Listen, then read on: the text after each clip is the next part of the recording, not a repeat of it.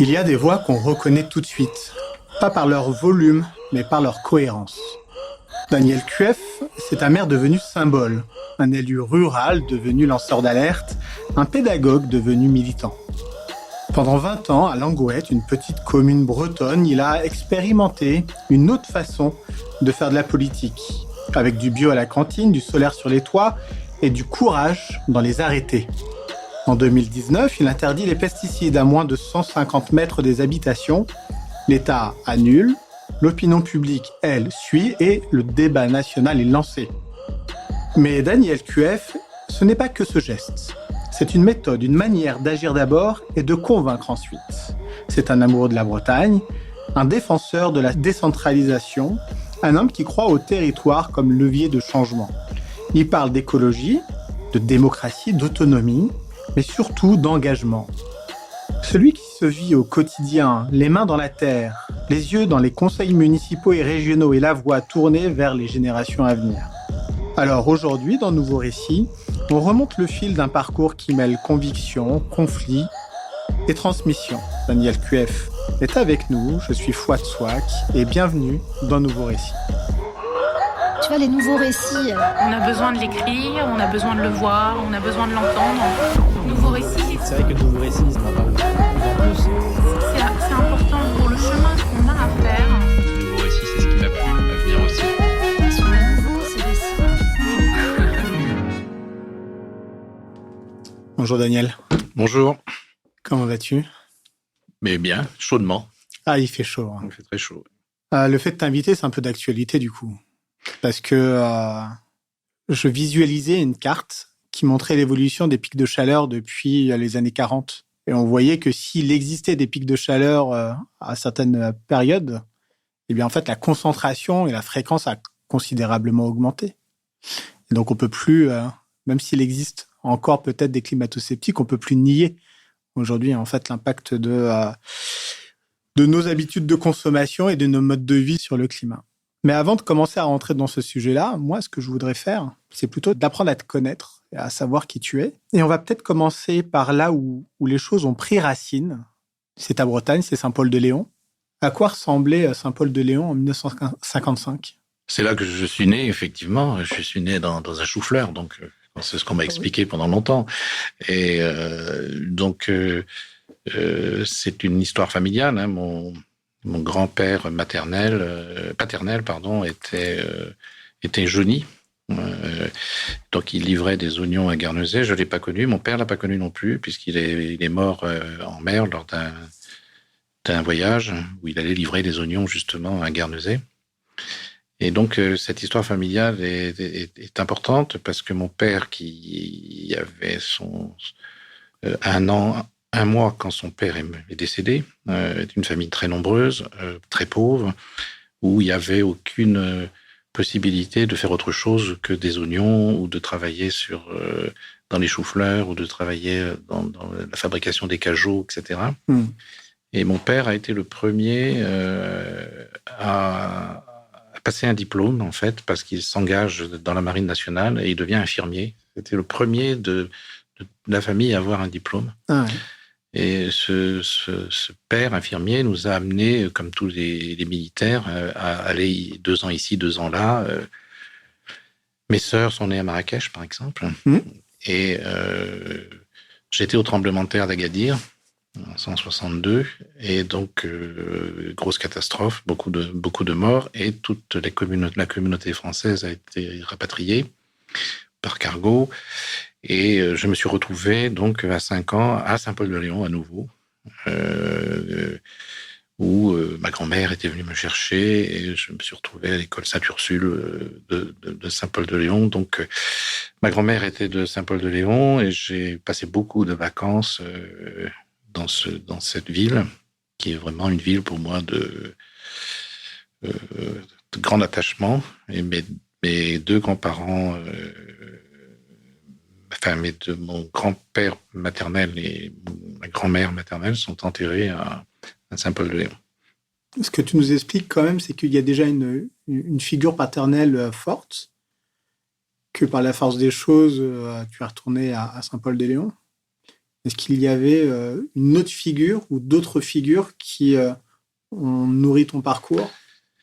Disons que quand on est petit et que l'on change de ville tous les 2 ans, de pays tous les 2 ans, du fait de la fonction, vous avez un regard sur le monde qui est quand même un peu distancié, parce que d'abord, vous avez un peu de mal à vous attacher à des copains et des copines, puisque vous les quittez à un moment donné ou à un autre, et puis vous vous retrouvez devant d'autres univers, d'autres façons de voir, d'autres façons de penser. C'est une ouverture très considérable sur le monde qui permet d'avoir une sorte de passion pour la différence, pour l'autre, pour la connaissance de l'autre, parce qu'à chaque fois que je me déplaçais ou que j'étais dans une autre ville, il fallait que je fasse l'effort de l'autre. Et donc ça, c'est un élément extrêmement important qui a fondé ma culture. Mais quand je regarde du côté de mon grand-père paternel, lui aussi, il était de Guissény. Et alors lui, je l'ai connu par contre, c'était un magnifique grand-père, mais il avait été, il s'était pris de passion pour une jeune femme de Plouguerneau, et sa famille ne supportait pas cela, et donc le voilà obligé de quitter la ferme et de s'engager dans la coloniale. Et il ne parlait pas un mot m'a-t-on dit, il ne parlait pas un mot de français, ou très difficilement. Il parlait breton, et très difficilement français. Et il a été en captivité presque tout de suite, et pendant 9 ans.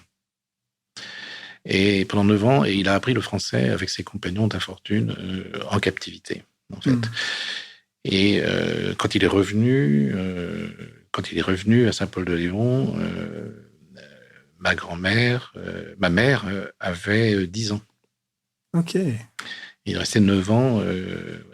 Donc ça marque aussi ces choses-là. Et ma mère m'a toujours expliqué que elle était aussi souvent mise devant tout le monde au catéchisme, parce qu'une arrière-tante, donc était une sœur de sa grand-mère, était sœur Marie-Thérèse de l'Enfant Jésus, qui a été fondatrice en Afrique des lépreuries. Et elle a dirigé ça à partir de l'Algérie, je crois. Donc il y a aussi cet imaginaire, là, si vous voulez, que j'ai retrouvé d'ailleurs en allant faire une campagne électorale à Plouguerneau, au Guissény, où j'explique ça, et on me dit: mais comment ça se fait que tu n'étais pas là? Parce que nous avons fêté cette sœur Marie-Thérèse de l'Enfant Jésus, sœur Jeanne Ramonet, il y a un livre sur elle, et on a transporté ses cendres au Vatican, parce qu'elle est bien heureuse, etc. Elle a vocation à devenir sainte, etc. Alors moi, j'ai loupé complètement cet événement qui est intéressant, mais qui m'a marqué quand j'étais enfant aussi, de ces perspectives un peu de l'étranger, de l'autre, de la solidarité aussi. Quand vous avez un père qui est infirmier, qui reste au tremblement de terre d'Agadir, qui ne revient pas pendant 4 mois, même sauf qu'il revient quand même dans un état difficile, parce que ça a été des amputations sur amputations qu'il a fait, ça a été 20 000 morts. Donc, on ne sort pas indemne de ça. C'est un traumatisme pour la famille aussi, pour ma mère en particulier, mes 2 sœurs rapatriées d'urgence, toutes bébés. Donc, vous voyez, tout ça, ça vous donne à la fois une perspective de compréhension de l'autre, l'envie de comprendre l'autre, et puis une inquiétude aussi. C'est pas une sécurité, tout ça. C'est ce monde qui tremble, ce monde qui crée des morts. C'est pas évident. Mais ce monde qui tremble, il est aussi très figuratif, parce qu'actuellement, on voit le monde être secoué par des événements terribles. On parle évidemment des guerres en Ukraine, Palestine, à Gaza, en Iran, ailleurs, parce qu'il faut aussi penser à l'Inde et au Pakistan.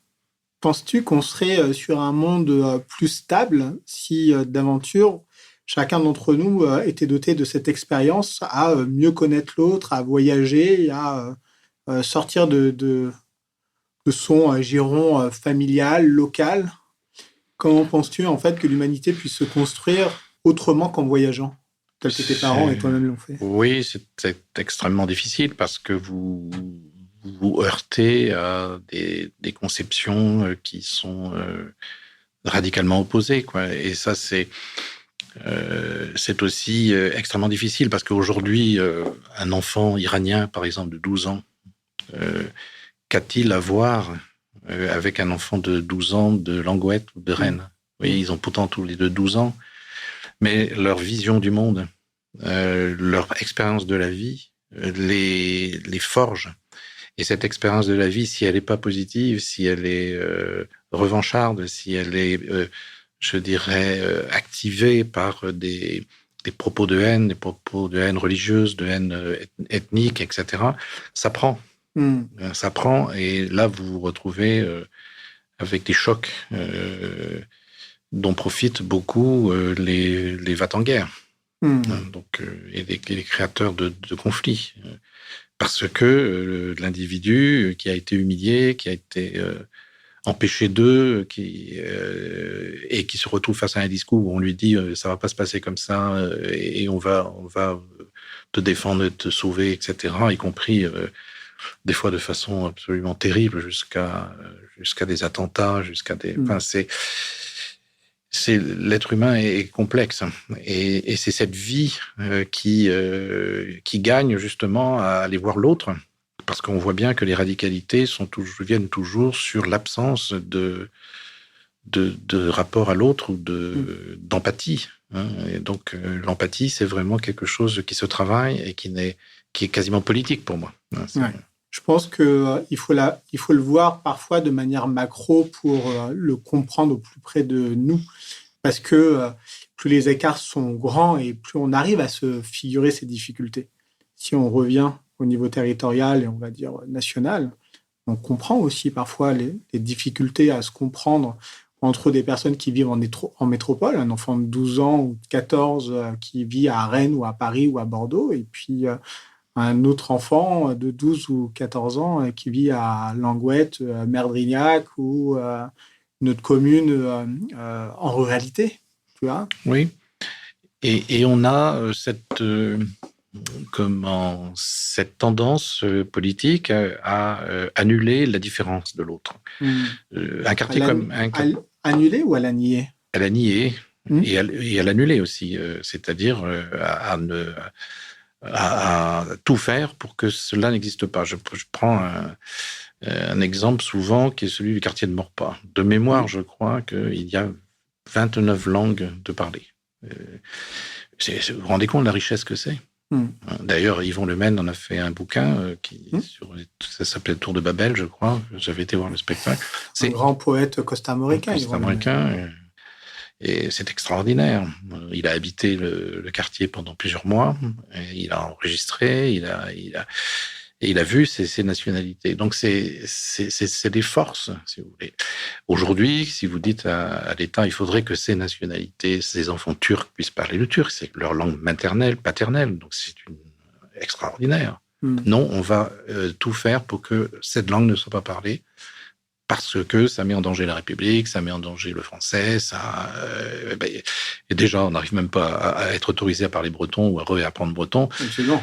Donc, c'est quelque chose d'absolument épouvantable. Et la seule école que j'ai vue dans ma carrière, c'est l'école de Vitruve, dans le 20e arrondissement de Paris, où vraiment un échec scolaire important, les instituts n'y arrivent pas, c'est une école publique qui est là, école primaire.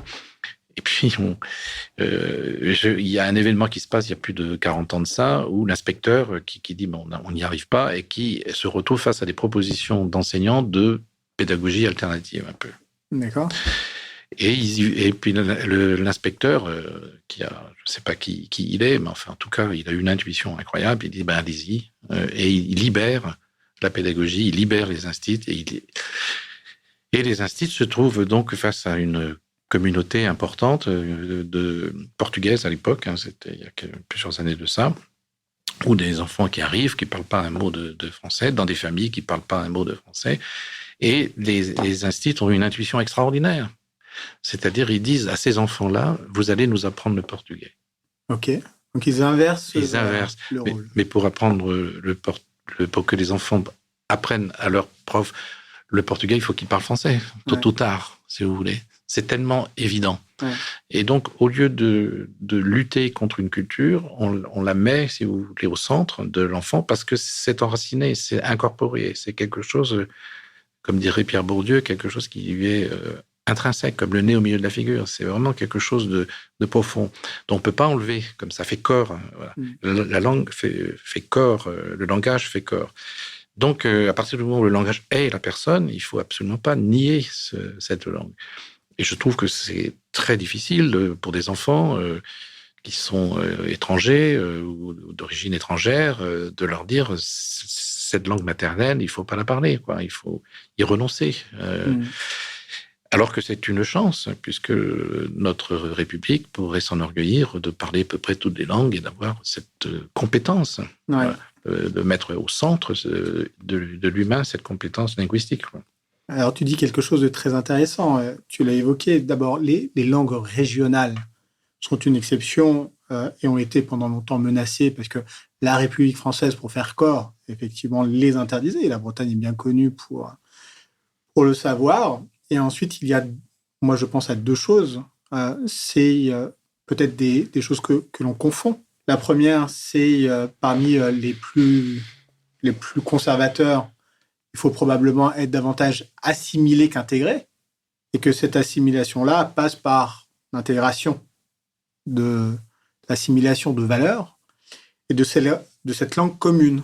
Et c'était, je crois, Bruno Le Maire qui disait que c'est la langue qui fait culture, c'est la langue qui fait cohésion. Qu'est-ce que tu penses de cela et comment penses-tu aujourd'hui qu'on pourrait permettre de nouveaux modèles pédagogiques, tu as commencé à l'évoquer, mais de meilleures perspectives futures pour celles et ceux qui, justement, ne maîtrisent pas la langue, aussi en partie parce que des parents dans les quartiers défavorisés ne maîtrisent eux-mêmes pas les langues, et comment faire corps avec un ensemble aussi large, parfois même un peu impalpable, qui est la République française, pour créer, encore une fois, un peu plus de cohésion nationale, sociale, éducative et au final humaine.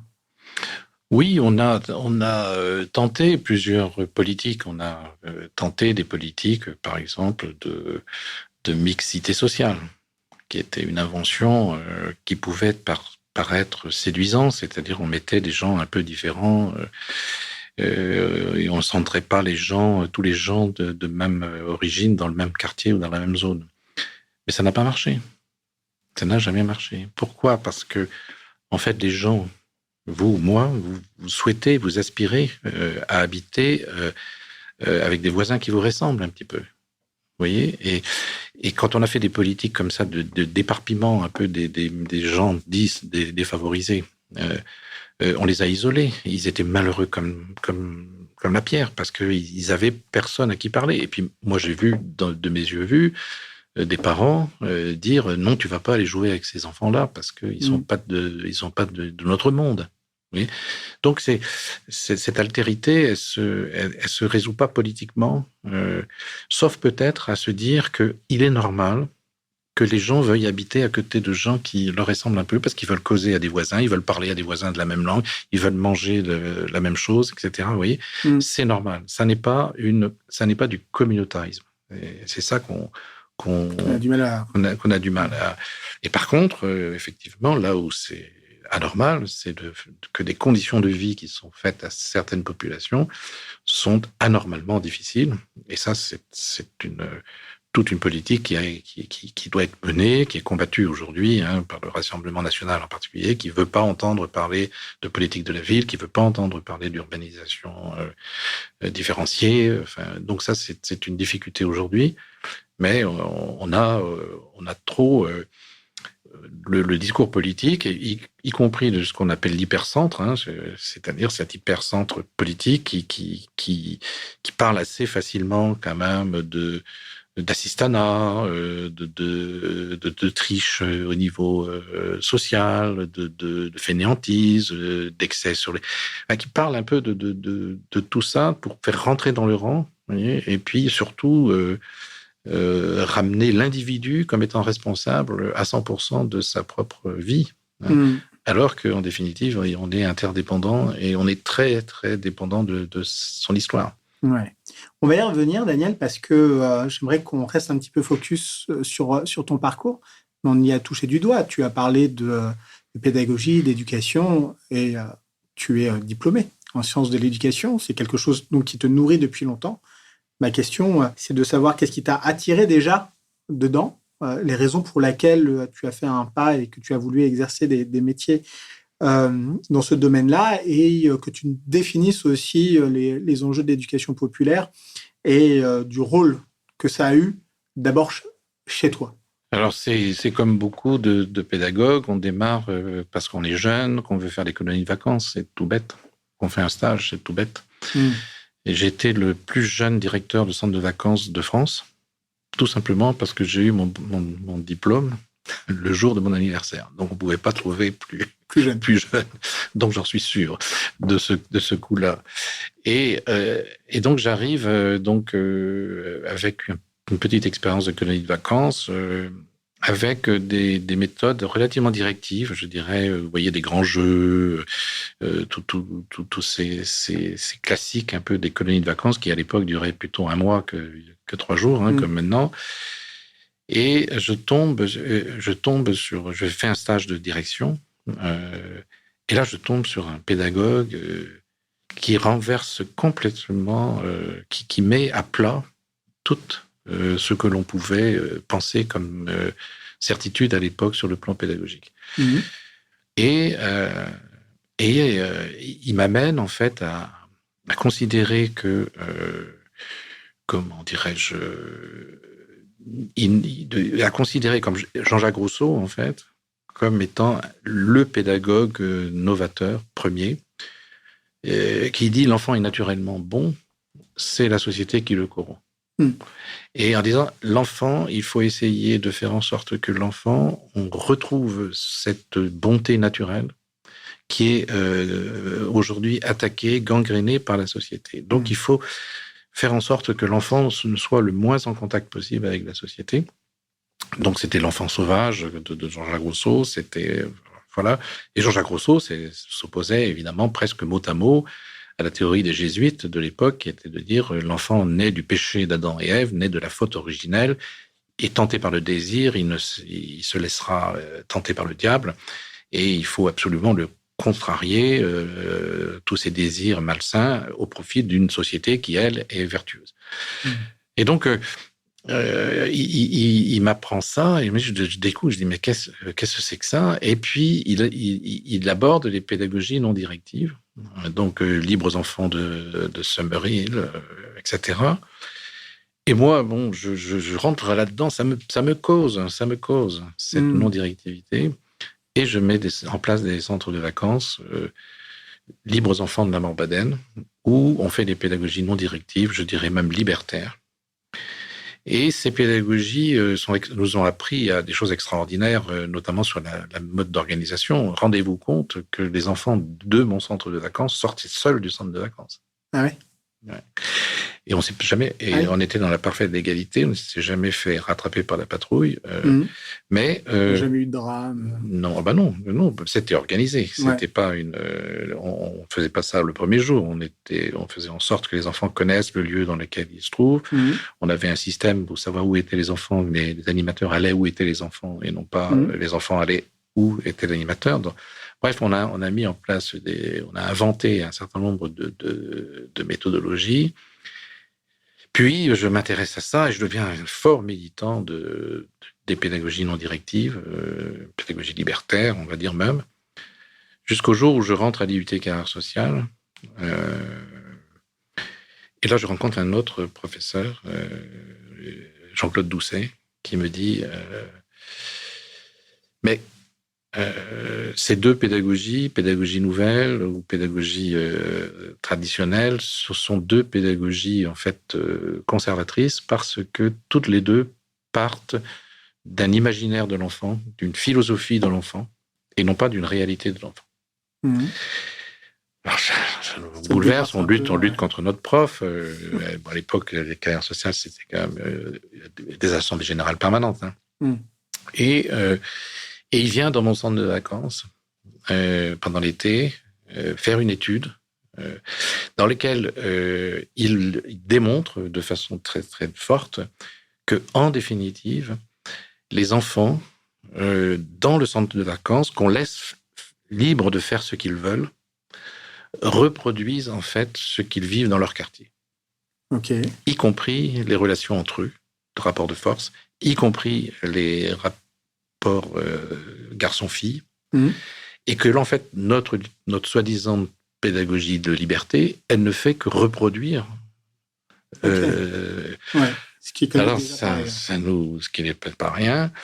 Est-ce que tu t'étais aperçu de cela avant qu'on te le dise? Est-ce que tu avais un sentiment ou une intuition sur le sujet ou... Oui, on avait par exemple des enfants qui si vous voulez, donc nous on souhaitait quand même qu'ils aillent beaucoup à la plage, se baigner, etc. Puis on avait des enfants qui annonçaient qu'ils allaient se baigner parce qu'on voulait savoir où ils étaient, évidemment. Hein, et puis qui, hop, en douce, allaient dans les dortoirs s'enfermer et jouer aux cartes.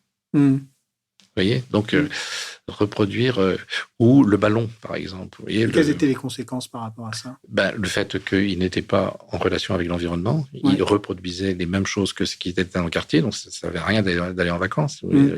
Ils ne prenaient pas la mesure de ce que ce pouvait être, de rencontrer des pêcheurs, d'aller à la pêche à pied, de se baigner, donc d'avoir des sensations différentes, chaud, froid, etc., qui forment aussi un enfant, quoi. Donc on reste dans le même, quoi. Et c'est pareil, vous dans un centre de vacances, vous supprimez le ballon, vous avez des petits garçons qui savent plus quoi faire. Ah ouais. Maintenant c'est les smartphones. Oui, ils savent plus quoi faire. Et oui, maintenant c'est les smartphones. Et donc si vous voulez, c'est que pour le coup, on se met à réfléchir à une autre pédagogie qu'on a appelée pédagogie sociale, c'est-à-dire de dire l'enfant est un être social construit par la vie qu'il a, et la pédagogie doit s'appuyer sur cette vie-là pour dire d'une part que la vie de l'enfant est importante, c'est-à-dire c'est sa vie, c'est lui, c'est sa langue, c'est sa façon de parler, etc. Donc c'est précieux, mais on va essayer de le former à la société en allant visiter la société. Et là, j'ai monté donc à Brest les groupes de pédagogie d'animation sociale, où il y en a un à Maurepas, sur la communauté de communes du Val-d'Île, un autre en Pologne. Et donc, ces groupes de pédagogie ont eu l'intuition, parce qu'on tâtonnait beaucoup, que la pédagogie devait toujours être hors les murs. Ça devient tendance ces temps-ci, hors les murs. Et donc, nous n'avions pas de locaux. Nous avions des déclarations de centres de loisirs, centres de vacances, sans locaux. Alors, chaque année, d'ailleurs, on nous demandait le tampon des pompiers pour avoir l'autorisation et l'agrément, donc on ne l'avait pas, évidemment. Alors, chaque fois, il fallait expliquer, chaque fois, il fallait avoir le soutien de l'inspecteur qu'on avait, du Finistère en particulier, pour dire, voilà, c'est... Et donc, les enfants partent dans la ville, reconnaissent la ville, et les activités sont toutes liées à ce qui se passe dans la ville. Donc, j'ai fait ici, à Rennes, des choses extraordinaires. Par exemple, se pointer avec toujours 2-3 gosses, pas plus, parce que sinon ça se fait des trucs de groupe, mais se pointer en disant on va aller à l'opéra, mais pendant les répétitions. Jamais personne ne nous a virés. Jamais personne ne nous a virés. Les enfants s'assiedent, écoutent, se disent mais qu'est-ce que c'est que ce truc-là? Vous voyez, c'est une émotion, on ne met pas en cause sa vie, en disant il faut que tu vives autrement, il faut que tu travailles autrement, il faut que tu penses autrement. Tu l'ouvres au monde, en fait. Mais ta vie n'est pas toute la vie. Et il y a d'autres vies, et on va aller voir ça. Alors, généralement, moi, je suis allé avec des enfants polonais des rues au festival Mozart. Je veux dire, on tient 20 minutes, mais c'est 20 minutes c'est très précieux. Ouais. Et quand vous avez des études qui sont faites plusieurs années après, où on retrouve les enfants et où on sait où ils ont été, donc ils ont 24, 25 ans quand on les interviewe, ils se rappellent de ces moments qu'ils n'ont pas vécu comme des moments agréables, mais dont ils ont une précision importante. Ah oui. Ouais. Oui, parce que ça les a fait grandir, en fait. Le fait d'aller voir l'autre, comment l'autre vit, comment il pense, comment il... Et ça, c'est quelque chose qui est un enjeu pédagogique énorme. Et je suis assez proche, pour le coup, de Illich sur son ouvrage qu'il a écrit, The Descolaring Society, qui a été mal traduit, c'était traduit comme Société sans école.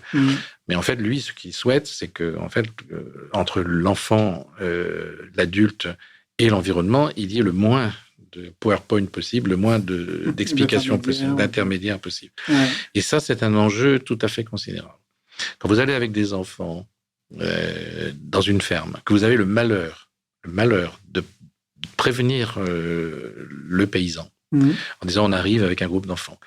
Le paysan, à tous les coups, ça marche, va se sentir obligé de faire l'école, en fait. Il va asseoir les enfants sur des bottes de paille et il va leur sortir des panneaux qu'il a avec sa coopérative sur le circuit du lait. Et les enfants vont être là et écouter ça. Si vous arrivez à l'improviste, oui, c'est l'école à la ferme. Mais si vous arrivez à l'improviste avec tout petit groupe d'enfants, vous passez par là, jamais on est chassé. Le paysan va dire mais venez donc, rentrez, venez voir, etc. Mais il n'a pas préparé, il n'a pas de discours préétabli, il se sent pas. Puis en plus il est en train de faire des choses.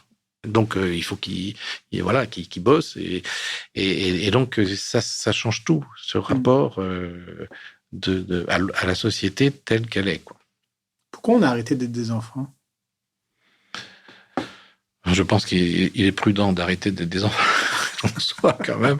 Mais je pense que c'est que aucun enfant ne veut rester petit. Oui, c'est vrai. Et donc, c'est une chance que les enfants veuillent devenir grands. Et devenir grand, c'est, qu'est-ce que je fais comme métier, quelle va être ma vie, etc. Donc, il faut qu'il y ait, que l'enfant puisse avoir des perspectives.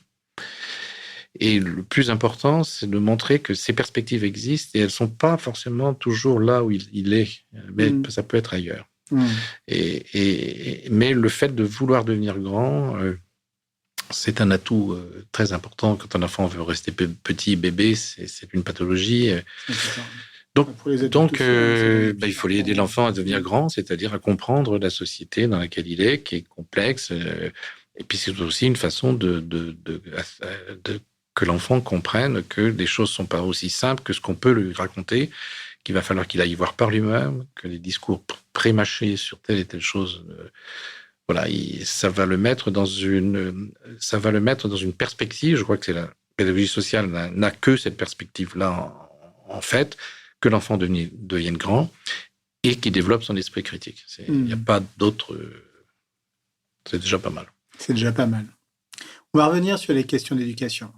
Et on va continuer sur ton parcours. Moi, en Bretagne, il y a plusieurs endroits que j'adore. Les Cap d'Erquier et Cap Fréhel, sur la côte nord, on sait, c'est probablement l'une des plus belles de Bretagne. On n'oublie pas notre Finistère, avec le Cap Sizun, la Pointe du Raz, avec un endroit magnifique aussi, avec Audierne et Plogoff. Et je crois que Plogoff, c'est quelque chose qui a été un marquant, voire un déterminant dans ton parcours politique et ton engagement en faveur du climat et de l'environnement. Tu peux nous en parler un peu ? Oui, j'étais donc lycéen au lycée de l'Elorne à Landerneau. Mais à l'époque, vous savez, on avait inventé l'autodiscipline. Il y avait les présidents des élèves. Et moi, j'ai été président des élèves. Mais très turbulent. Et ce qui fait que la directrice n'a pas... La proviseure de l'époque, je me rappelle, elle était corse même, n'a pas voulu ma réinscription.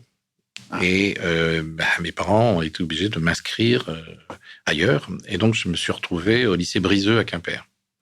Okay. C'est un lycée intéressant d'ailleurs, puisque nous étions 5 garçons et 200 filles, je crois. Donc Très c'était la intéressant. première fois que ça s'ouvrait à la mixité. Donc c'était et il y a Plogov et des manifestations Il se passe quoi déjà à Plogoff? et ben il se passe il se passe beaucoup de choses à Quimper même, puisqu'il y a souvent des procès, il y a des manifestations. Et je commence, donc je vais à Plogoff évidemment, et je m'aperçois de cette lutte, je m'aperçois là encore, une fois de plus, de la brutalité de l'État qui impose quelque chose contre la vie des gens. Et surtout, je m'aperçois d'une arrivée d'une jeunesse européenne, écolo, que je ne connaissais pas. Je ne savais pas l'existence. Il y avait beaucoup de Belges, beaucoup de Hollandais, beaucoup d'Allemands. Tous ces gens débarquent à Plogoff pour soutenir un village dans sa lutte. Alors, c'était très folklorique parce que vous aviez tous ces écolos jeunes européens tout nus sur la baie des Trépassés, et puis les gens du village qui regardaient ça en se disant... Mais tout ça fonctionnait avec une magie. Alors juste pour recontextualiser, peut-être que tu vas le faire, mais on est après le crack pétrolier du milieu des années 70. Il faut réorienter la politique énergétique du pays. Donc on développe, c'était sous Giscard, on développe un plan nucléaire avec en projet une centrale nucléaire dans le sud Finistère à Plogoff. Plogoff, oui. Et un village qui se mobilise, mais le village se serait mobilisé contre tout seul. Je pense que c'est cette jeunesse qui vient de partout, qui est européenne, parce que c'est étonnant, vous voyez, quand vous avez 19 ans, 20 ans, que vous apercevez que de gens qui parlent même pas votre langue, qui ne sont pas de là, partagent un certain nombre d'idées quant à l'écologie, à l'environnement, voilà. Et donc c'est intéressant j'ai pris conscience de l'importance européenne à ce moment-là. Ah oui. J'avais pas cet imaginaire là suffisant. Et donc je peux pas dire que je m'investisse vraiment dans la lutte, mais parce que j'étais un peu jeune, mais je suis ça de très près. Je suis émerveillé par l'attitude des femmes dans la lutte. C'est incroyable comment elles ont été d'une efficacité et puis d'une méchanceté vis-à-vis des forces de l'ordre. Incroyable. D'une cruauté. D'une cruauté, mais sans limite, avec et c'était assez étonnant. Et parce que la particularité, c'est que on parle des femmes de Plogoff, des femmes de marins. Marins, eux, ils étaient en mer. Donc la lutte est passée finalement par l'engagement de ces femmes. Oui, c'était elle qui donnait le ton. Voilà. Ouais. Il n'y avait pas intérêt de revenir à la maison si on avait des doutes. Je me souviendrai très bien le maire de Plogoff, Jean-Marie, je sais plus, Kerlock, qui rentre au tribunal parce qu'il est convoqué par le tribunal de Quimper. Et il y a toutes ces femmes qui sont là. Et puis lui, il rentre, encadré, tout ça. Et il dit, tu as intérêt d'être bon, hein, parce que Jean-Marie, c'est pas la peine de revenir à la maison. Et il se fait charrier, le pauvre. J'ai effectivement pas intérêt de déconner, quoi. Et donc c'était très, très, très particulier. Il y a un truc qui est marrant avec Plogoff, c'est que, et tu m'arrêtes si je me trompe, si l'analogie n'est pas bonne, mais je pense que s'y cache un peu de pertinence tout de même. D'abord, Plogoff, c'était une décision des élus locaux, en fait. C'était soutenu par les élus locaux. Après, Mitterrand y a mis fin lorsqu'il a remporté 80. Il a dit pas de centrale nucléaire à Plogoff. En Bretagne, récemment, on a un autre sujet. C'était Notre-Dame-des-Landes, soutenu par les élus et des communautés qui ont décidé de s'engager contre ce projet. On a fait bis repetita. Et peut-être même que la 69 est ce qui se passe dans le sud de la France, ou 68, on en a encore là. Alors, je voulais en parler un peu plus tard, mais sur les sujets de de concertation, sur les sujets de connexion, sur les sujets de démocratie représentative ou participative. Finalement, sur ces grands projets structurants, on n'y est pas. Alors, on n'y est pas. Moi, je suis beaucoup investi contre Notre-Dame-des-Landes. Ouais. J'ai même produit un film qui a été fait par certains de mes collaborateurs de l'époque, Christophe Cargosien et Pierrick Morin, qui ont fait le film. Et moi, je l'ai financé. Nous, on a diffusé 50 000 DVD, parce que c'était sous forme de DVD à l'époque, qui ont été tous vendus au profit 100% au profit de la lutte. Ok. Donc, évidemment, je connais l'importance de la mobilisation. Et là, aujourd'hui, je suis face à une interrogation personnelle. C'est le déploiement des énergies marines renouvelables, offshore, éolien offshore, qui est là aussi un projet de l'État en région, mais auquel j'adhère. Ok. Auquel j'adhère, non seulement j'adhère, mais j'y passe beaucoup de temps et beaucoup d'énergie dans les négociations. Des mots difficiles, hein. Très difficiles. On t'en a un petit peu voulu. Oui. T'assumes toujours ? Notamment, en fait, sur les ONG un peu terroristes, sur les sujets d'éolien en mer. L'article dans Bloom qui t'a pas ménagé. Alors, c'était pas sur les éoliennes, c'était sur les questions de la pêche. Ah oui, les questions de la pêche, pardon. Les questions de la pêche, et donc qui effectivement, alors c'était une intervention dans une table ronde dans lequel il y avait des ONG présentes, notamment France Nature Environnement, la Ligue de protection des oiseaux, et pendant toutes les assises de la mer, les ONG en prenaient plein la tronche tout le temps. Et il y a quelqu'un que je les connais tous, d'une ONG, qui vient me dire, mais c'est quand même dommage on n'est pas comme ces ONG dont on parle, etc. Et il faudrait que tu dises quelque chose quand même, toi qui es écolo et toi qui sais le travail qu'on fait, etc. Donc, avant de monter sur la table ronde, j'avais cette espèce d'injonction. On t'a un peu poussé, quoi. Et on m'a un peu poussé, et j'ai expliqué ce que le fond de ma pensée, c'est qu'on est aujourd'hui face à des ONG, je dirais, d'intérêt général, France Nature Environnement, la Ligue de protection des oiseaux, qui sont gérées de façon démocratique, qui font appel aux scientifiques comme nous, et qui alimentent la controverse. Bon. Et donc ça me paraît être profondément démocratique.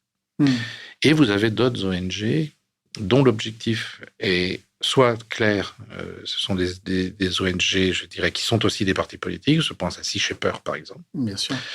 Qui est un parti animaliste, revendiqué. C'est pas du tout une invention de ma part. Et puis, vous avez d'autres ONG où on ne sait pas trop quelles sont les formes de gestion, et qui passent un temps important à harceler les pêcheurs, harceler les élus, empêcher des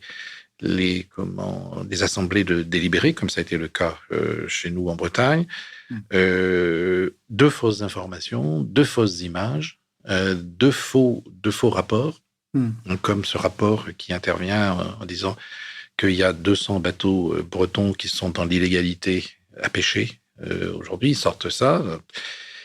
Et donner des sous, etc. Et la façon d'intervenir de ces ONG, pour moi, c'est la peur, c'est la terreur. Donc c'est pour ça que j'ai employé ce mot terroriste, qui est donc à la fin d'une longue démonstration, et pas du tout. Voilà. Et je pense qu'il faut vraiment faire attention, parce que. Et parce qu'on connaît ton parcours engagé, comment on a pu, à un moment donné, ou essayer, ou tenter de faire croire, au final, en fait, que tu étais opposé à ces ONG, ou alors, en fait, d'assimiler ces ONG telles que tu les cites dans un corpus global. Je sais pas si je suis clair. Oui, il faut savoir ce que l'on regarde et où on regarde. Quand vous avez une ONG comme la Ligue de protection des oiseaux, la Ligue de protection des oiseaux, elle veut protéger les oiseaux. Donc, elle va regarder les projets que nous avons en région Bretagne de ce point de vue-là. C'est normal. Donc, elle va regarder de façon très fine, par exemple, la migration des fous de bassin. Ça, c'est un truc où ils sont très, très attachés à ça. C'est normal. Ils font leur boulot de formation du citoyen, d'alerte des élus, voilà. Donc, pour moi, c'est très précieux. Ces ONG sont extrêmement précieuses et il faut les différencier d'ONG qui sont dans d'autres intérêts qui, pour moi, ne sont pas clairs, ne sont pas limpides, ne sont pas démocratiques et peut-être même peuvent nous inquiéter parce que quand on gratte un peu, on découvre des choses qui sont peut-être pas forcément très agréables. Donc ça, c'est le boulot des élus, mais aussi des autres ONG. Et puis surtout, quand il s'agit de travailler sur le changement, c'est-à-dire que la pêche, le secteur de la pêche doit changer. Il a des progrès à faire. Il est beaucoup trop carboné. Les engins sont beaucoup trop impactants. Il y a la question de la ressource, de la biodiversité, du réchauffement climatique. Enfin, il y a beaucoup de sujets. Donc, il faut que les pêcheurs se mobilisent pour changer.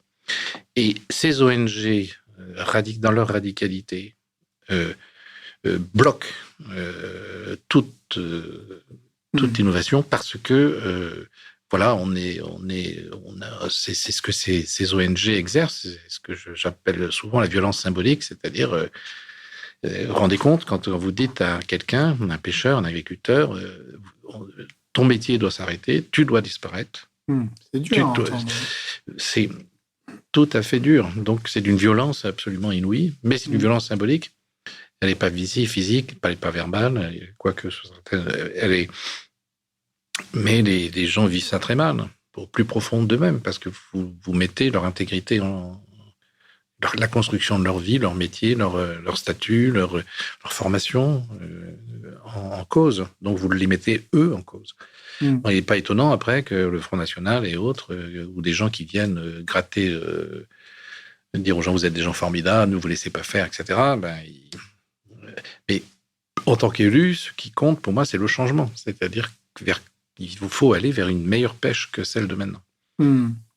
Mais on va revenir à Plogoff. Il s'avère que ma soeur et son mari, ils vivent à Audierne. C'est des militaires, ils ont moins de 50 ans, ils sont déjà à la retraite. Ils vivent la meilleure vie en faisant du bateau, du surf et de la pêche. Et puis, j'étais avec ma fille et donc mon beau-frère, Thomas. On va à Audierne, sur le port de pêche. Puis, on s'approche d'un bateau de pêche. Et là, on voit le pêcheur qui débarque toute sa cargaison. Et tu sais ce qu'il y avait dedans ? Il y avait quasi qu'une seule espèce pêchée. C'est du poulpe. Et parce que dans le sud de Bretagne, en fait, on ne pêche pas autre chose que ça. Parce qu'il n'y a plus d'autres espèces, en vérité, quasiment. Je grossis le trait, mais et aussi parce que ça rapporte beaucoup d'argent. Mais manifestement, il y a des modifications assez importantes dans l'espace marin où les populations ont complètement changé. Oui, alors... Et là aussi, les pêcheurs doivent s'adapter. Ils doivent s'adapter et comprendre. C'est-à-dire que les scientifiques ils doivent comprendre aussi qu'est-ce qui se passe. Comment se fait-il que ce poulpe, présent jusqu'en 1965 ou 63, je ne sais plus la date, de façon abondante en Bretagne, ait disparu vraiment à la faveur d'un hiver très froid, et il n'y en a plus. Puis c'est revenu, il y a 5 ans, abondamment, et de façon massive. Ça a beaucoup surpris les pêcheurs, parce qu'il y en avait beaucoup. C'est dangereux pour d'autres espèces, comme les coquilles Saint-Jacques en particulier. Il y a eu beaucoup de dégâts dans les glénans. Et donc, sauf que le poulpe, donc ils ne savaient pas le pêcher. Les bateaux n'étaient pas adaptés, les casiers n'étaient pas adaptés, donc il y avait des appâts qui... Voilà. Donc, sauf que ça se pêche maintenant beaucoup et que ça se vend très bien. Et ça se vend pas en Bretagne, d'ailleurs.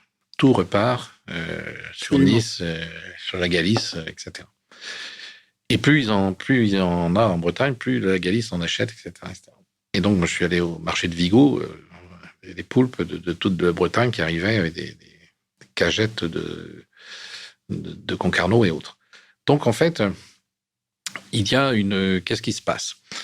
Donc, ce qu'on a essayé de faire, très concrètement, c'est de dire au comité des pêches, de dire aux associations, de dire aux scientifiques de l'Ifremer, qu'est-ce que vous en pensez? Et ils ont fait une recherche qui s'appelle Poulpe Fiction.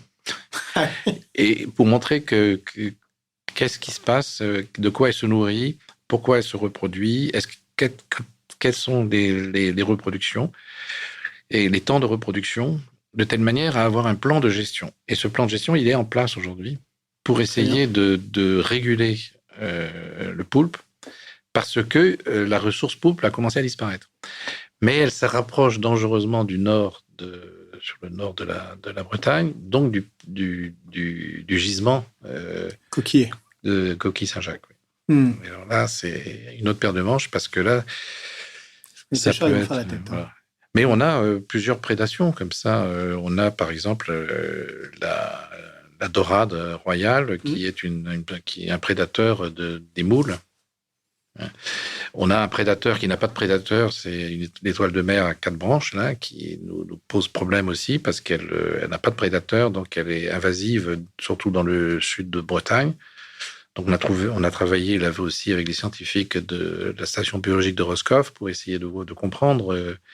Et avec le groupe Broulier de Saint-Malo, de voir si on pouvait en tirer des molécules et pourquoi faire, etc. Donc, c'est une recherche qui est en cours pour savoir est-ce que l'on peut en faire un produit, un sous-produit, est-ce qu'on peut en tirer avantage ou pas.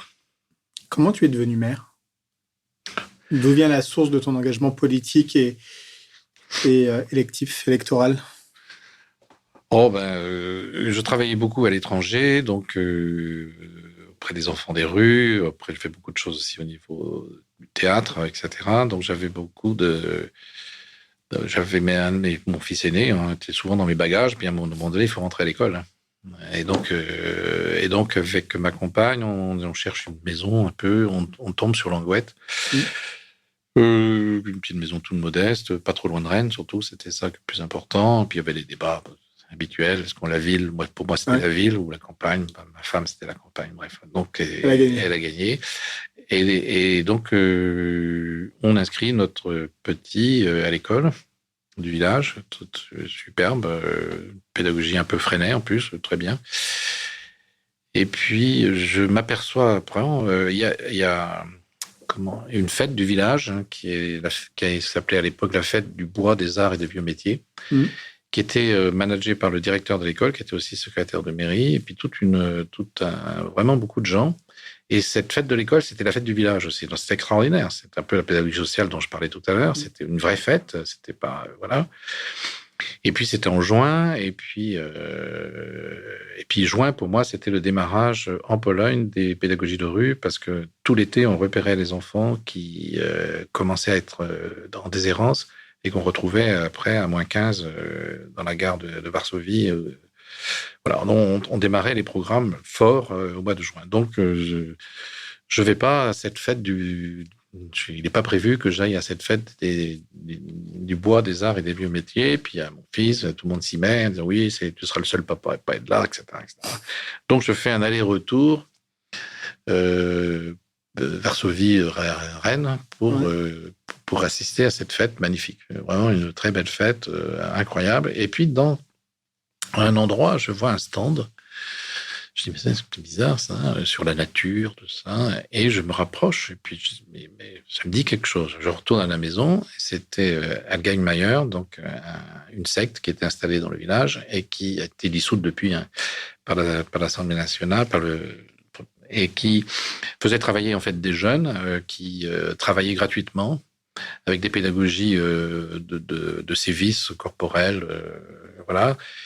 Et ces bâtiments étaient vendus ensuite, puis l'argent repartait à une sorte d'hindouiste un peu mystique, etc.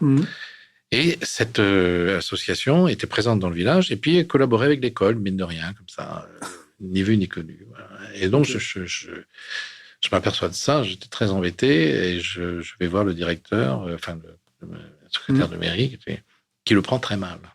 Qui le prend très très mal, en disant vous êtes jamais là, vous êtes un des parents qui est pas présent à l'école, vous venez nous dire ce qu'il faut faire. Je n'étais pas content. Et je me dis mais comment je vais faire parce que personne ne semble s'apercevoir qu'il y a quelque chose qui n'est pas normal, qu'il y a un problème. D'autant plus que bon, il rénove bien. Voilà, c'est.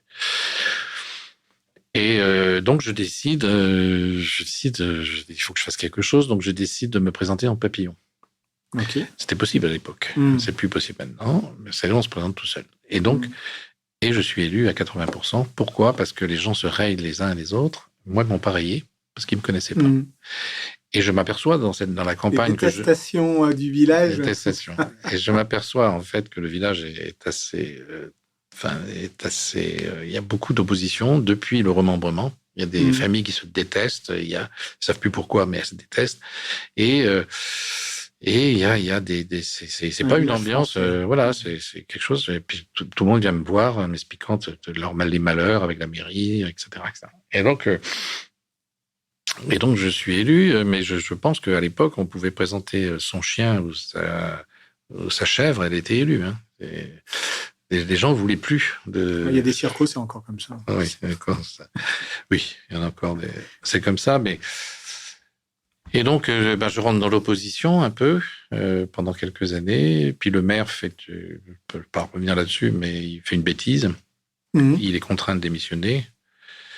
Il manque trois élus. Il y a un qui était décédé, un autre qui avait démissionné, et le maire qui venait de démissionner. Donc, il y a une élection partielle. Je présente 3 candidats qui sont élus. Et je gagne la majorité. Et je deviens donc maire en octobre 99. Ok.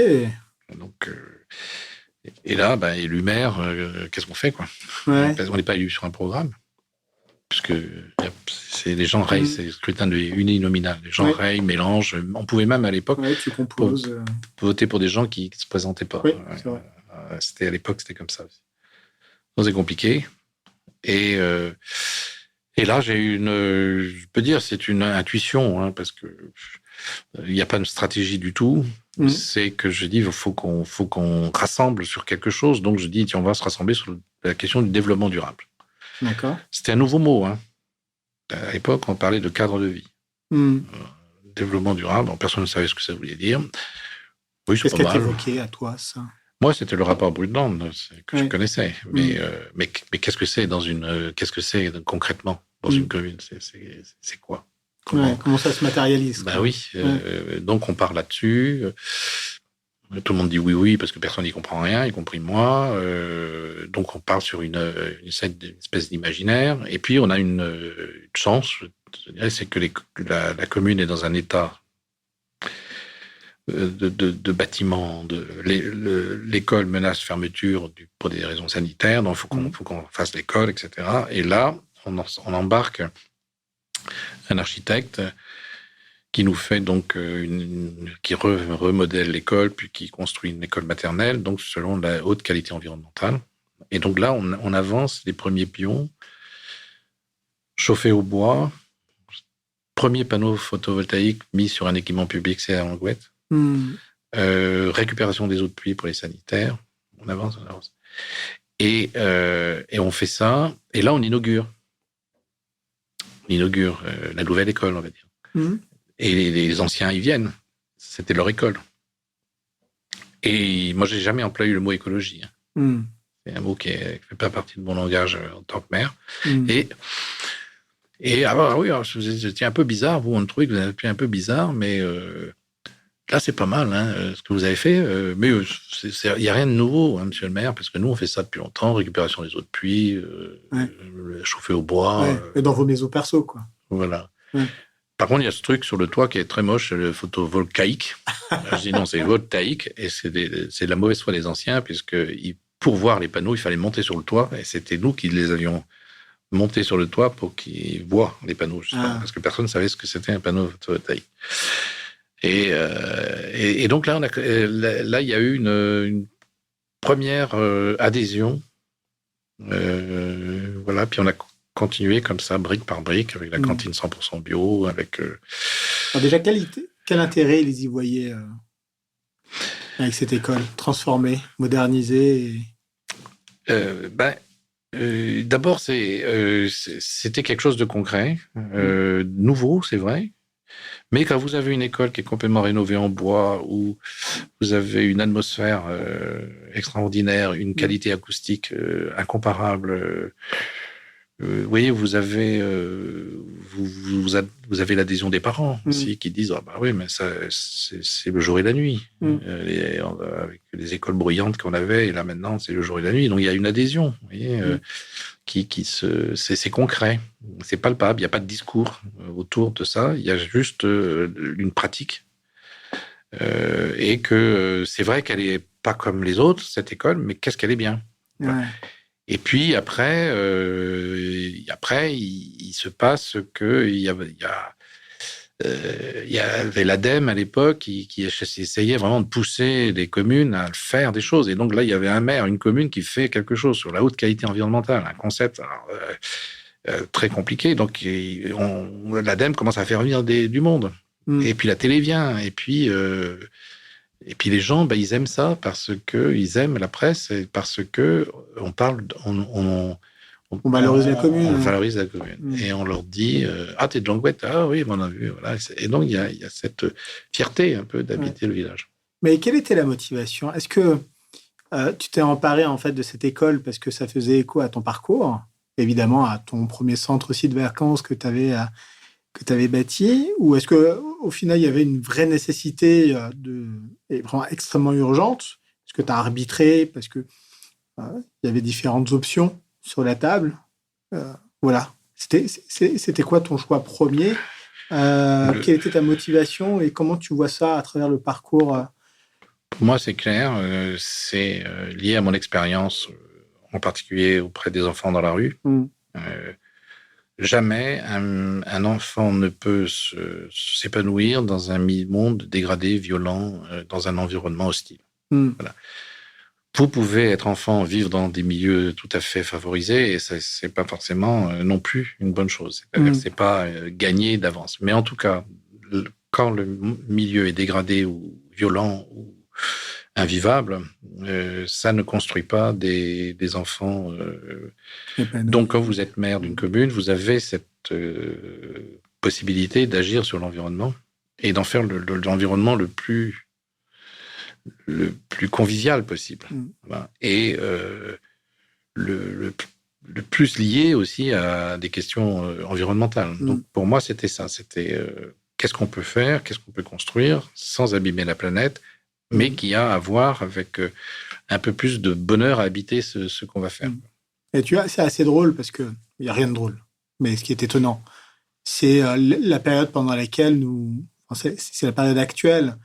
On vient de vivre un épisode caniculaire où des classes ont fermé, des établissements scolaires ont fermé, parce que il était strictement impossible pour les élèves et pour les enseignants de rester et d'avoir cours. On a vu la ville de Marseille qui a décidé de présenter un plan de rénovation sur 10 ans de l'ensemble des établissements scolaires, alors que Marseille, ça doit faire bien 10 ou 15 ans que c'est un sujet. Ils s'y mettent. À Marseille, j'imagine que c'était peut-être un petit peu urgent. Ma petite fille est en crèche et j'ai reçu un email de la crèche en disant « Si c'est mieux chez vous, mieux vaut les garder ». C'est quand même un aveu d'échec terrible, encore aujourd'hui, en 2025, de se dire que tu as réussi dans les années début 2000 à rénover cette école, à la bâtir d'un point de vue strictement responsable, d'un point de vue environnement, de travail et d'épanouissement personnel pour les enfants, environnement pour la protection et la valorisation du climat, et qu'en 25 ans, pas grand-chose au final, au global, s'est passé. Est-ce qu'il n'y a pas là aussi une sorte, pas d'aveu d'échec de ta part, mais de notre part collectivement ? Ben oui, puisqu'on sait faire depuis des années et des années. Oui. Et on a continué à faire autrement. Moi, je suis allé voir, pour essayer de me former un peu à ce qui pouvait se faire. Donc, je suis allé à Fribourg, par exemple. Je suis allé à Hanovre. essayer de voir un peu. Tout ça, c'est en place depuis plus de 30 ans, 35 ans. Et donc, on a continué à faire de la même comme avant, alors qu'il y avait des compétences. Et alors, même si Languette, avec d'autres communes, on a pu créer Brudet, donc qui a fait quand même 270 communes aujourd'hui qui s'impliquent vraiment dans le développement durable, qui sont en train de travailler sur des projets fantastiques. Je suis allé aux 20 ans, là, c'est extraordinaire, à quel point ça n'a pas perdu l'âme initiale. Mais ce que je constate, c'est que pour un logement social écologique qui est construit, il y en a 100 qui sont construits à l'ancienne, qui sont construits sans tenir compte de tout ça. Alors bien sûr, il y a des normes, mais moi je me souviens très très fort, en tant que président de la communauté de communes du Val-d'Île, avoir voté contre le SCOT du Pays de Rennes sur ce motif-là, c'est-à-dire vous n'avez pas pensé le rafraîchissement de la ville. Ouais. Le rafraîchissement de la ville, ça se pense en termes d'urbanisme, de positionnement des immeubles les uns par rapport aux autres, sur la végétalisation. Et il n'y avait aucun élément pris en compte et on avait déjà le rapport Brundtland, on avait déjà le rapport du GIEC, on avait une étude très claire de l'université de Rennes 1 démontrant le danger des îlots de chaleur à Rennes. Ouais. Qui fait que la ville ne se refroidit pas à cause de ces îlots de chaleur qui font remonter la température la nuit. Alors ça, c'est pareil. Il y a une information qui est terrible. Alors je ne sais pas si c'est un journaliste qui a mal écrit sa phrase ou alors si c'est pareil, en fait, un aveu d'échec. Je pense pas, je l'espère pas. Mais donc à Rennes, on a une place, c'est la place Hoche. Donc on évoque en fait la non-possibilité d'y planter des arbres. C'est une place qui est minérale et j'ai un peu l'impression qu'elle restera toujours minérale. Et donc, qu'est-ce qu'on fait pour baisser les températures ? On y installe des pergolas. Bon. C'est un peu faible comme réponse politique, oui. Tu crois pas ? Oui, c'est compliqué, mais c'est compliqué. Alors, c'est compliqué. Comment faire donc pour que les villes se transforment durablement ? Il faut déjà prendre conscience de la problématique. Donc, je pense que nous, on y est, peut-être de force, parce que le dictateur, aujourd'hui, c'est le climat. Il va nous imposer ses directives. On pourra toujours manifester contre le climat, mais c'est un dictateur sans conscience. Donc, on va être soumis à des assauts répétés, dont on ne connaît pas encore les pourtours complètement. Donc là, je pense qu'on va être dans une situation de devoir s'adapter. Et on voit quand même qu'à partir du moment où la décision politique est prise, je vois à Paris, par exemple, quand même, ça a beaucoup bougé dans le sens que l'on souhaitait. Que l'on souhaite, c'est-à-dire véritablement le rafraîchissement de la ville, limiter la circulation, revoir ça se transforme très vite avec beaucoup d'éléments, je dirais, de type d'urbanisme nouveau. Donc on peut quand même estimer avoir quelques chances d'y arriver. Quand on voit une ville comme Copenhague, que j'adore, une de mes petites filles qui est née d'ailleurs, je suis allé souvent. C'est incroyable de voir à quel point cette ville est résiliente. Donc, on ne peut pas être dans un pessimisme. Même si je sais que la montée des eaux va avoir de l'effet, c'est irrémédiable, c'est certain, c'est impossible que ça soit autrement que ça. Donc, quand ça va vraiment arriver, mes petites filles auront 60 ans, quoi. Donc, donc ça veut dire que on entre dans un nouveau monde politique où ce que je vais mettre en place, je n'ai aucune chance d'en vérifier la pertinence. Parce que je ne serai plus là. Et donc, des mandats qui visent à 6 ans, qui vivent à 12 ans, c'est des mandats du ici et maintenant, alors que nous devons travailler sur des perspectives beaucoup plus grandes.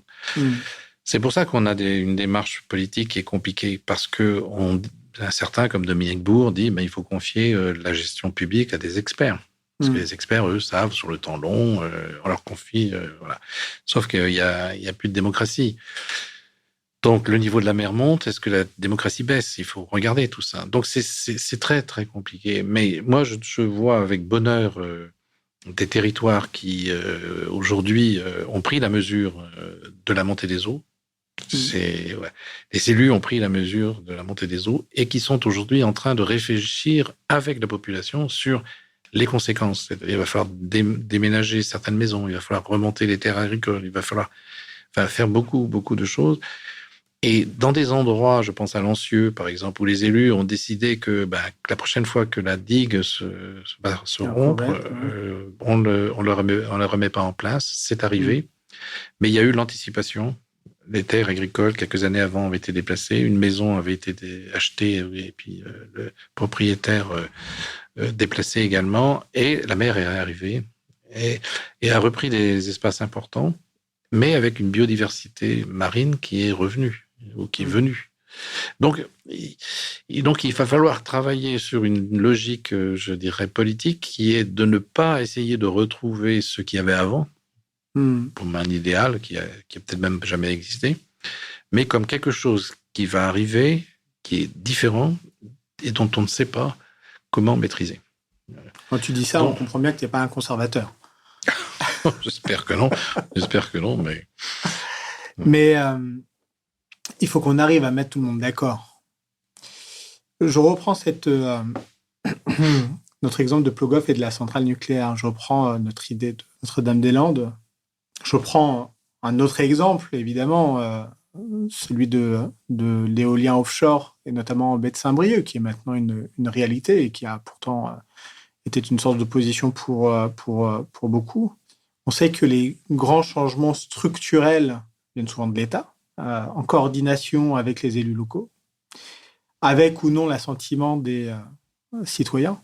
On voit des citoyens qui s'éloignent malheureusement de la politique, de la démocratie, qui décident en fait de ne plus voter, qui participent aussi peu, alors hormis les plus convaincus, mais qui participent peu aux consultations publiques. On a vu les Gilets jaunes, qui a essayé de mettre un terme à cela en essayant de reconfigurer le rapport de force. Est-ce la fin de la démocratie représentative? Est-ce qu'il faut aller vers un nouveau modèle pour s'assurer en fait que ces changements, ceux qu'on évoque là depuis tout à l'heure, puissent advenir? Parce que le long terme, il ne faut justement pas attendre 60. Est-ce qu'il n'y a pas une accélération, une forme de radicalité vers laquelle il faut tendre? C'est la question. C'est la question. Aurons-nous le luxe de la démocratie face à des nécessités impérieuses de survie, parce que c'est de ça dont il est question. Quand vous luttez contre l'aéroport de Notre-Dame-des-Landes, ça n'a rien à voir avec la survie. Vous voyez, mais quand vous opposez à l'éolien offshore, à l'énergie décarbonée, c'est autre chose. C'est-à-dire que là, vous vous opposez à une solution qui arrive de façon brutale suite à la guerre d'Ukraine, suite à la prise de conscience absolument terrible de notre dépendance aux énergies fossiles, de notre dépendance au gaz russe, au gaz américain ou au pétrole, deux pays qui ne sont pas vraiment ni démocratiques, ni des pays amis.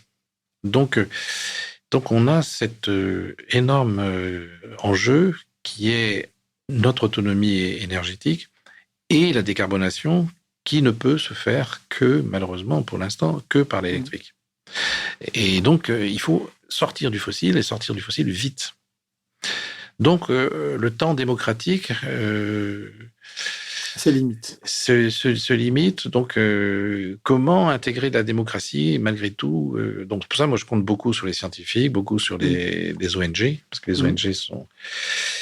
Donc, on peut très bien considérer, en fait, qu'on ne donne pas les clés du camion aux experts, et qu'on panache ces responsabilités-là entre la société civile, les experts, effectivement les scientifiques, les élus, qui représentent aussi la société civile, peut-être aussi les entreprises, les responsables à haut niveau, l'administration centrale, les fonctionnaires.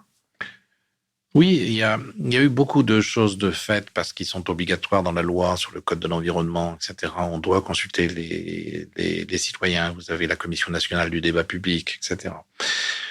Sur, par exemple, le déploiement de l'éolien offshore. Quand le président Macron décide de revoir les schémas stratégiques de façade pour laisser de la place aux éoliennes, et ceci de façon massive, sur toutes les façades. Donc, tout le monde travaille là-dessus. Il est évident que ça bouleverse beaucoup les choses, mais l'État accompagne ça de 2 décisions. La première, c'est qu'il faut que l'on voit les choses dans un ensemble, et d'ailleurs, il ne faut plus qu'on soit parc de Saint-Brieuc, parc de Belle-Île, à faire des enquêtes publiques, on va faire sur un ensemble. Ouais. Et il développe donc avec beaucoup de moyens, avec la Commission nationale du débat public, qui est un organisme indépendant, donc toute une stratégie, la mer en débat, où les citoyens sont invités à proposer, à regarder. Il y a des réunions à n'en plus finir, des PowerPoint à n'en plus finir, des webinaires en veux-tu, en voilà, n'en veux-tu pas, en voilà quand même. Et donc, il y a beaucoup de choses qui se passent. On ne peut pas dire qu'il y a eu personne, si vous voulez. Ouais. Mais c'est peut-être 20 000 personnes, peut-être, qui ont contribué ou participé, etc. Avec, à l'intérieur, des opposants qui s'opposent, toujours les mêmes, qu'on retrouve d'une réunion à l'autre, qui sont très organisés, qui sont soit des décroissants qui vont dire il faut d'abord penser à réduire l'électricité avant voilà, donc on refuse toute production nouvelle d'électricité. Et puis les pro-nucléaires qui sont très présents en disant vous avez gâché, il faut développer le nucléaire, il faut revenir au nucléaire, etc. Voilà. Bon. Mais ce débat ne crée pas de polémique nationale. Vous voyez, on n'en parle pas. Les 3/4 des Français ne savent même pas que ça a eu lieu. Plus des 3/4, 90% ne savent pas. Et au jour où une carte sort et que, hop, à Carantec, à Plougasnou, ils s'aperçoivent, merde, alors les éoliennes sont en chinois. Et voilà, ça se rebouge. Et on nous dit, on n'a pas été consulté, on n'a pas été associé, et on est obligé de dire, mais vous aviez l'occasion mais non, vous avez même reçu dans votre boîte aux lettres une invitation à participer. Vous avez fait. Donc, on a à chaque fois comme ça cette... ce que je suis sûr et certain, c'est que, je ne l'ai jamais fait d'ailleurs, c'est que la démocratie participative est une démocratie conservatrice. Parce que quand vous demandez aux gens... On défend les acquis. Vous, comme moi, vous ne pouvez pas avoir une idée dont vous n'avez jamais entendu parler, donc vous allez forcément proposer quelque chose. Et même s'il y a des méthodes avec des post-it et autres, il n'empêche qu'on va vers du conventionnel. Donc les gens vont... C'est normal, c'est ce qu'on disait tout à l'heure. Il y a la vie des gens, ce qu'ils savent, leur histoire, font qu'ils vont proposer un certain nombre de choses. Donc, je n'ai jamais été fan de la démocratie participative. J'ai plutôt essayé d'inventer une autre forme de démocratie que j'ai appelée une démocratie implicative, c'est-à-dire on fixe un cap, la cantine sera 100% bio. Voilà. Maintenant, comment on y arrive, ça, on ne sait pas. Alors, c'était bien parce qu'à l'époque, on ne savait pas vraiment. Il n'y en avait pas. Donc, tout le monde patauge, tout le monde cherche, tout le monde vient avec son idée, etc. Et à partir du moment où il y a une bonne animatrice ou un bon animateur qui dit, qui va cadrer les choses, c'est-à-dire que tout de suite, on pourrait peut-être faire un menu bio de temps en temps, on pourrait faire un test. Non, et la commande de la commune, c'est 100% bio. Ah ouais, bon, donc, et les gens sont arrivés avec plein d'idées, ils se sont impliqués, une démocratie implicative, et donc, à partir de ce moment-là, au bout d'un moment, on a dit, bon, c'est suffisamment stable, on y va. On a pu organiser, quand les enfants sont revenus des vacances de Noël, les cantines étaient bio et ça continue depuis. Donc c'est une sorte de démocratie implicative, mais elle est assez efficace sur des petits sujets, si vous voulez, sur des objets identifiés dans un quartier. On a pu le faire, il y a eu pas mal d'expériences à Rennes aussi sur les méthodes... je dirais, ou même sur de l'urbanisme, où on convoque les gens qui sont concernés par le sujet et puis on travaille. des processus de conception intégrés, qu'ils ont appelé ça à Rennes, qui était pas mal. C'est intéressant ce que tu dis, parce que tu préfères plutôt faire ensemble plutôt que décider ensemble. Tu décides du cap, et après, donc, la manière d'y arriver, donc c'est plutôt le faire ensemble. Et tu as la disposition des gens. Si on regarde le parc de la baie de Saint-Brieuc, 14 ans pour arriver à sortir les éoliennes. Bon. Beaucoup de recours, ça a été terrible, les oppositions politiques. Ça n'a pas pris chez les Bretons et les Bretonnes. Non. Les Bretons et les Bretonnes ne n'ont pas accroché. Mais il y a eu beaucoup de débats. Donc, comment on fait par rapport à ça ? Puisqu'on ne peut pas renoncer, politiquement en tout cas, à produire de l'électricité. Bon. On doit le faire. Ou alors, si on ne veut pas le faire, on le discute politiquement. Et dans les urnes, si possible. Mais à partir du moment où il faut qu'on le fasse, évidemment, vous avez toutes les oppositions. Donc, ce qui a été fait, je trouve que, en tout cas, c'est plutôt bien. Je peux le dire d'autant plus facilement que c'est pas une initiative, ça s'est soutenu par la région, mais ça a été souvent proposé par l'amiral, qui sont rentrés dans une logique en disant, bon, dès qu'il y a une contestation, on convoque une analyse scientifique. Et on en a 30, comme ça, 30 études scientifiques, montrant le non-impact. Vous voyez, par exemple, les pêcheurs manifestent, une grosse manifestation avec des couronnes mortuaires partout. C'était magnifique dans les images. En disant, c'est la fin de notre métier, la coquille Saint-Jacques va disparaître parce que le bruit du chantier, la coquille Saint-Jacques... Bon, on commande une étude du CNRS à Laurent Chauvin qui démontre que, après avoir torturé dans tous les sens des coquilles Saint-Jacques, qu'elles ne bougent pas, qu'elles ne stressent pas et que ça n'a pas d'effet. Voilà. Et donc, chaque fois, il y en a 30 études comme ça qui nous ont amenés à connaître le milieu marin comme on ne le connaissait jamais avant parce que personne n'avait eu idée de faire ces... Et qu'à la réalité, le gisement de coquilles a même progressé. Oui, même progressé, oui. Ouais. Je ne pense pas que ça soit dû au parc, mais c'est dû à la gestion durable du... Durable, oui. Ouais. Donc, il faut faire attention. Les n'ont pas été emmerdés, en fait, par les pêcheurs pendant quelques temps. Et donc,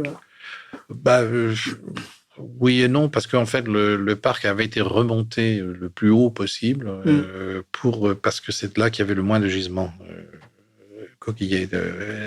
Ça n'a très peu empêché la pêche, en fait. Maintenant, la pêche est revenue. Mais dans le parc, mais tout avait été fait pour que, en fait, la ressource principale ne soit pas concernée par le parc. Mais là, on arrive, je trouve ça très intéressant, on arrive à un sujet assez central, même si on s'oriente vers la fin de cet entretien. C'est évidemment le poids de la centralisation. La centralité étatique et du pouvoir de décision. Je vais l'illustrer de différentes manières. Sur le parc éolien, offshore de Saint-Brieuc, c'est un sujet que je connais bien pour avoir été au département des Côtes-d'Armor, chef de cabinet d'Alain Cadec, et lors de l'inauguration des nouveaux bâtiments du port d'Erquy, on avait le préfet de l'époque, que je ne nommerai pas ici, faire son discours et pointer la baie en disant « Mais vous voyez, de toute façon, ça n'embêtera personne parce que avec la brume de mer et la météo, on ne verra pas les éoliennes 80% du temps. » Bon, tout le monde était assez gêné de cette sortie. Quoi qu'il en soit, les pêcheurs n'étaient pas trop pour. Les élus locaux, eux, étaient un peu partagés. Beaucoup se taisaient, notamment parce que ça allait rapporter beaucoup de pognon aux communes littorales. Et d'ailleurs, se pose la question de la manière dont ces financements peuvent profiter aussi ailleurs, peuvent profiter aux pêcheurs, peuvent alimenter de nouvelles flottes de bateaux plus responsables, peut-être électriques. Je ne sais pas quelle est ton opinion là-dessus.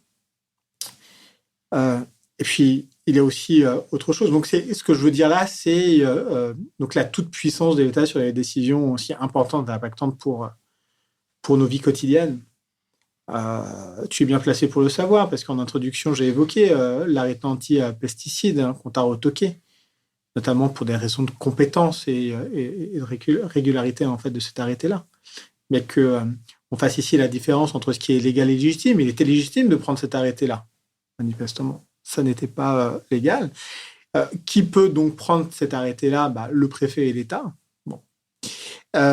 Et puis après, il y a autre chose. Le dernier exemple, parce qu'il est d'actualité, c'est évidemment la condamnation de l'État sur l'histoire du décès de ce pauvre jogger en baie de Saint-Brieuc. L'État a été enfin condamné après de longues années d'atermoiement.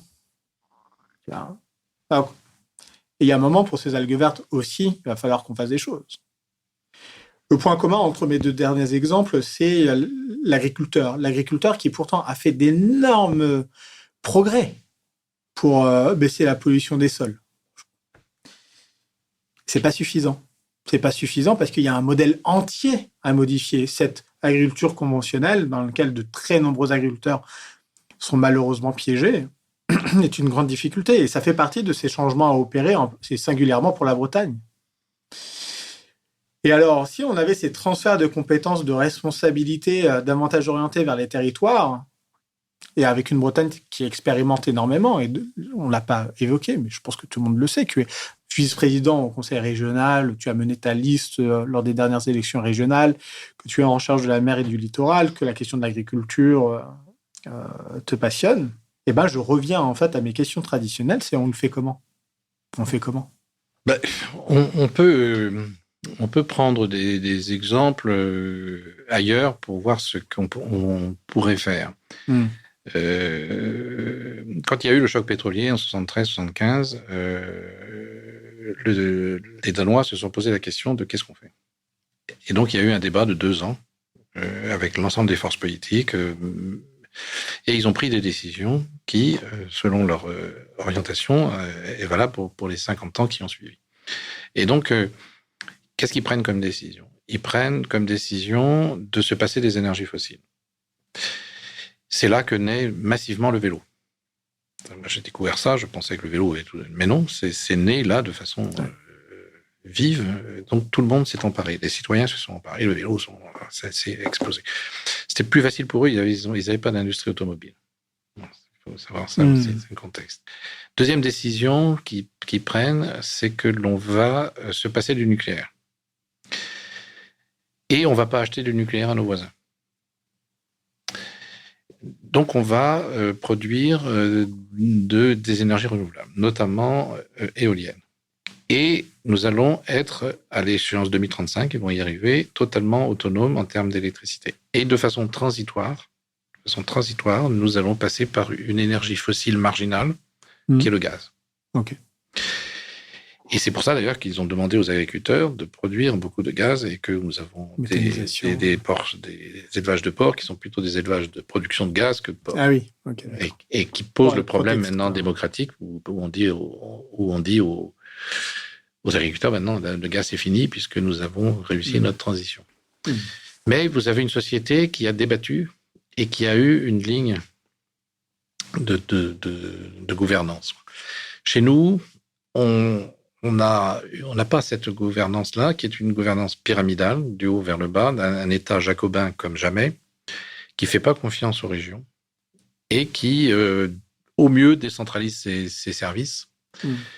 Et donc, on est atteint par ça parce que on n'arrive pas à convaincre l'État, quels que soient les partis politiques, de faire un peu ce que Michel Rocard avait proposé en 1966 à Saint-Brieuc, dans un discours magnifique où il a dit il nous faut une gestion différenciée de la République, en disant on ne peut pas gérer la Bretagne avec ses 2000 km de côte, à l'époque il comptait le GR 34, et comme on gère la Franche-Comté.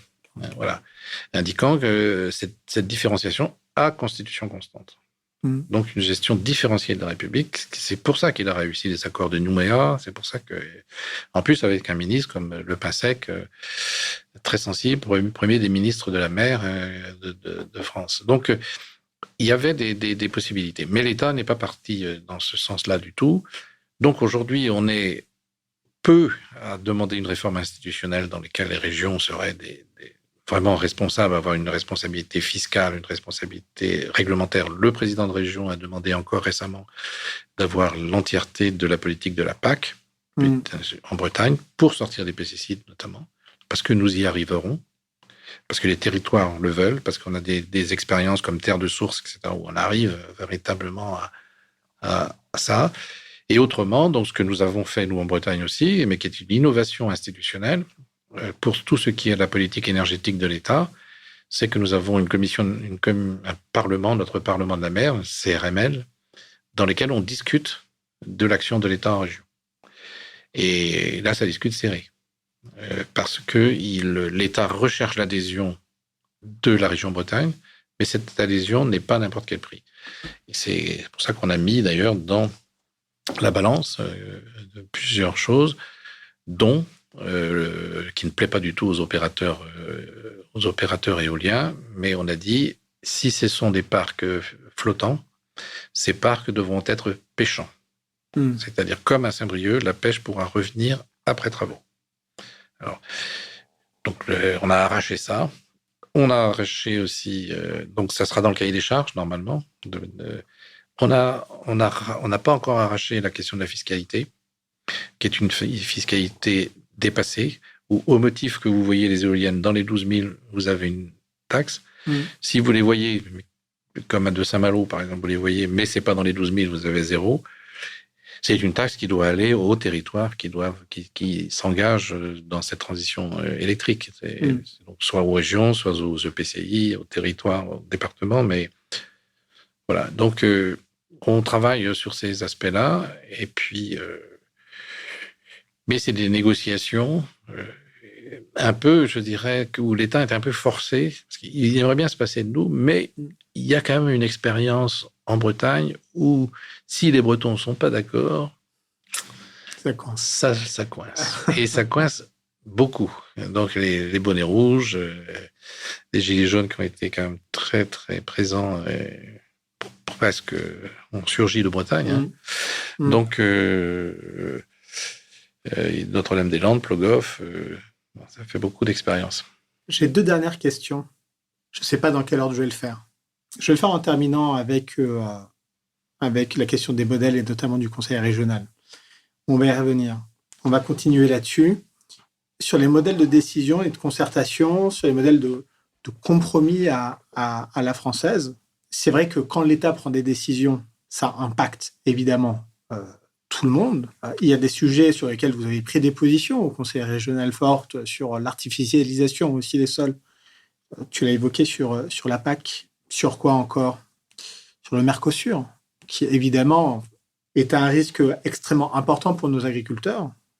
Me semble-t-il que le gouvernement avait pris des positions contre le Mercosur et que pour le coup, c'est venu d'en haut, de l'Union européenne. Donc, on a une couche supplémentaire qui parfois nous échappe. Alors toi, tu as cette dimension-là, tu l'as évoqué pendant cet entretien. Ta sensibilité européenne, tu as été beaucoup de fois en Pologne, les exemples que tu cites avec le Danemark. Il y a d'autres modèles qu'on pourrait aussi citer. Mais au final, dans ce monde globalisé et à l'échelle européenne, ne faudrait-il pas justement qu'il y ait davantage de dialogue, de concertation et de compromis pour au final peser là où ça a le plus d'impact, c'est-à-dire au niveau supranational? Oui, moi je suis convaincu de ça.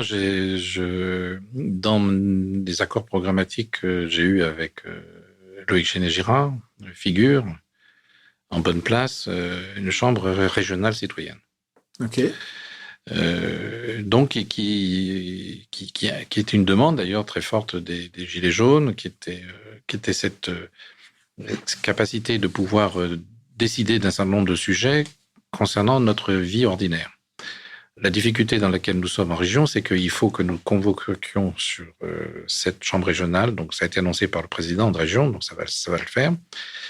C'est les thèmes qui vont être... Parce qu'il faut que l'on convoque les citoyens sur des compétences qu'on va pouvoir exercer en région.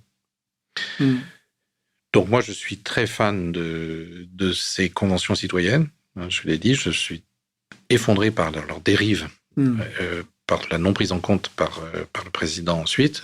Mais parce que la Convention citoyenne pour le climat avait très bien marché. Bien sûr, et avec une formation des gens, et avec des méthodes tout à fait intéressantes. J'ai regardé sur la Convention sur la fin de vie.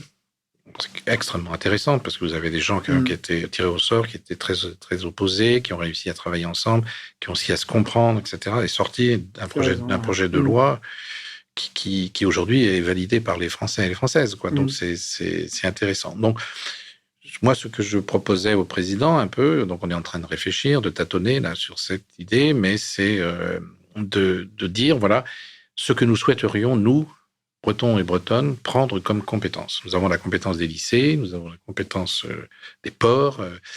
On aimerait avoir telle compétence parce que nous ferions mieux que l'État et que nous en occuperions mieux parce que c'est notre vie. Donc, est-ce que c'est l'agriculture? Est-ce que c'est l'eau? Question de l'eau, par exemple, qui est extrêmement intéressante. Les langues de Bretagne, c'est intéressant que ce soit plutôt nous qui nous en occupons que la biodiversité. Pour la biodiversité. De dire, voilà, ça, on n'exerce pas. C'est mieux que l'État l'exerce, par exemple, la compétence énergétique, parce que c'est des réseaux tellement transfrontaliers qu'il y a une dimension qui échappe à la région. Voilà, on va essayer de discuter avec des citoyens et citoyennes tirés au sort sur ces questions-là, qu'on fera remonter ensuite à Paris, en disant, ben voilà, la Constitution constante, parce qu'il faut viser juste, vous avez l'article 72 ou l'article 73 de la Constitution, sur lequel on peut agir pour que, effectivement, et on va essayer, je pense, de proposer aussi ça, que ce soit une démarche qui ne soit pas uniquement bretonne, mais qu'elle puisse être aussi reprise par d'autres régions qui savourent un peu ce temps démocratique. Donc, on va essayer de voir ce que ça... Vraiment très intéressant. Ouais. Ce qui m'amène à conclure sur une question qui est une remarque que tu viens d'avoir et qui a dit on pense pouvoir mieux faire que l'État. C'est vrai que c'est tout à fait légitime de le penser. Encore faut-il en avoir la capacité. J'en doute pas. Ceci dit, il faut aussi faire un travail sur soi assez important, notamment de la manière dont on fonctionne soi-même. Et il faut aussi adapter son mode de gouvernance, ses méthodes de dialogue et à l'intégration de ces nouvelles compétences. Parce qu'il y a eu la loi NOTRe aussi qui a illustré la capacité ou non à intégrer ces compétences et à les exploiter, notamment pour le conseil régional, le volet économique, puis les transports, puis un certain nombre d'autres sujets. Mais j'aimerais illustrer ces nouvelles façons de faire par un exemple qui est un parc naturel éducatif entre Landerneau et Brest. Je pense que tu dois connaître les jardins de l'éveil. Je travaillais avec Didier Nicolas. Et donc, j'étais en dialogue avec le conseil régional et les collectivités locales. Et donc, le conseil régional a suivi et a accompagné et a soutenu un peu laborieusement, parce que ça prend du temps, parce que c'est un modèle nouveau qui est à la croise des chemins, sur l'économie, sur la défense du modèle breton, sur la sensibilisation au vivant pour les enfants, sur le tourisme, le slow tourisme, le tourisme durable. Donc, au final, dans nos dialogues, on avait du mal à positionner par quel bout on va le prendre. C'est à la fois un projet foncier, c'est aussi un projet éducatif. Et au final, le conseil régional a suivi, mais encore une fois, non sans mal, parce qu'on ne savait pas par quel bout le prendre. Donc, on sait aujourd'hui que les modèles sont hybrides. On sait que les projets, et tu l'as évoqué pendant cet entretien-là, ne ressemblent plus aux projets qu'on pouvait mener il y a encore quelques années. Donc, comment faire pour que les collectivités, là je prends le conseil régional parce que c'est celui que tu représentes, mais pour les départements, les EPCI, les communes, c'est exactement la même chose. C'est comment faire en sorte pour que on accompagne ces nouveaux projets ou ces projets de transformation sans les mettre en difficulté et qui aujourd'hui, plus qu'hier encore, participent de manière très significative à l'intérêt général et au bien commun. Oui, c'est une question très importante.